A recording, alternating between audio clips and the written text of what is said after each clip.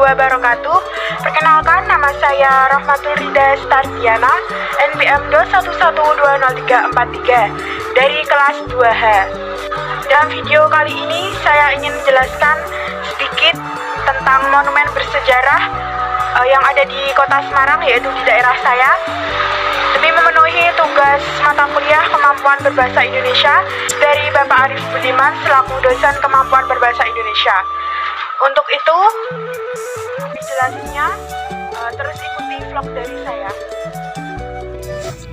Nah, ini adalah perjalanan menuju monumen bersejarah Lawang Sewu melewati kota lama Semarang, yaitu jalanan yang menjadi ikon kota Semarang.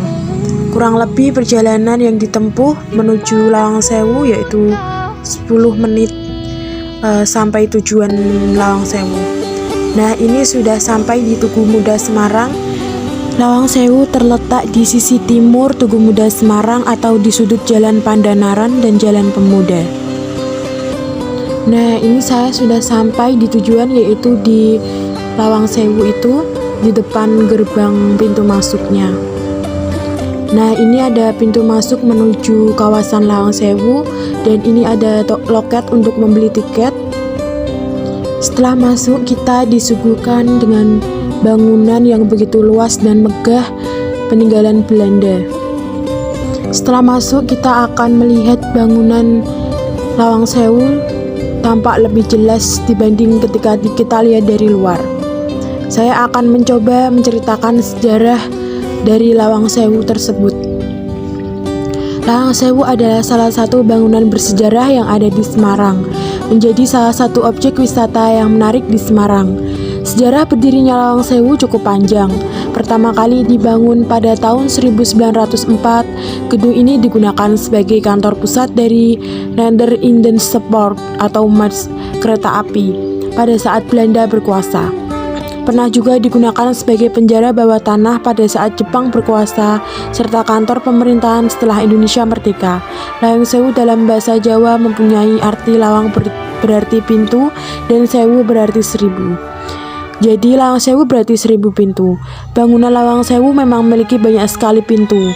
Saking banyaknya maka diibaratkan 1000 pintu. Namun bukan berarti jumlah pintunya mencapai 1000. Bangunan ini memiliki arsitektur yang unik. Semua bangunan mengadopsi gaya arsitektur Belanda yang khas. Terdiri dari 2 lantai dan memiliki 2 sayap bangunan yang membentang ke kanan dan ke kiri. Bangunan ini dilengkapi dengan ballroom, gedung serbaguna, ruang makan, hingga gedung pertunjukan. Ketika memasuki bangunan ini, Anda akan disambut dengan lorong-lorong panjang yang dipenuhi dengan pintu dan jendela-jendela kayu di kanan kirinya. Keindahan arsitekturnya juga cocok bagi Anda yang ingin melakukan foto atau sekedar berwisata sejarah. Di kawasan Lawang Sewu banyak spot yang menyuguhkan sejarah kereta api, seperti adanya lokomotif kereta api uap di halaman depan bangunan ini, beberapa alat kereta api kuno, hingga foto-foto pembangunan jalur kereta api pertama dan sejumlah stasiun kuno di Indonesia. Dan ini adalah cuplikan dari sudut-sudut Lawang Sewu. Di sini saya ikut merasakan suasana sejarah pada masa Belanda dahulu. Dengan kekentalan sejarahnya, Lawang Sewu bisa membuat kita merasa tahu tentang sejarah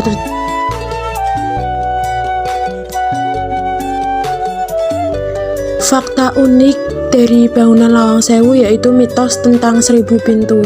Faktanya, jumlah pintu dan jendela di bangunan ini tidak mencapai 1000, kurang lebih hanya 429 buah.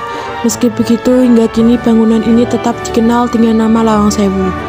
Meski sudah melewati puluhan dekade, bangunan tua ini masih tampak anggun dan megah.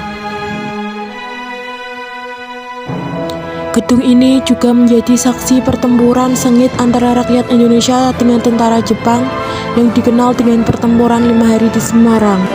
Nah, itulah sedikit cerita wisata saya ke kawasan Lawang Sewu. Semoga bisa menginspirasi kalian semua. Bye-bye.